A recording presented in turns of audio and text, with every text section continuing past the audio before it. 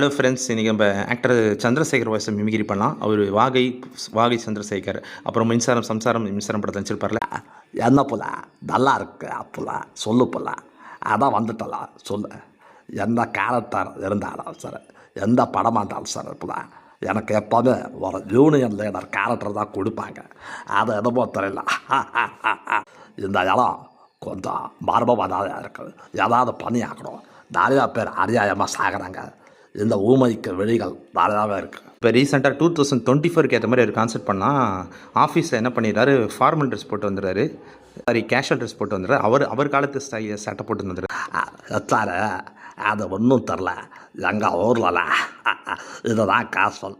என்ன பண்ணுறது சொல்லுங்கள். அந்த காலத்து சட்டை பெல் பாட்டம்ல வேறு லெவலாக இருக்கும். அந்த மாந்தாவோட குடும்பமே என்னை பார்த்து பயப்படணும். அவங்களுக்கு நான் குடைச்சல் மேலே குடைச்சல் கொடுத்துக்கிட்டே இருப்பேங்க.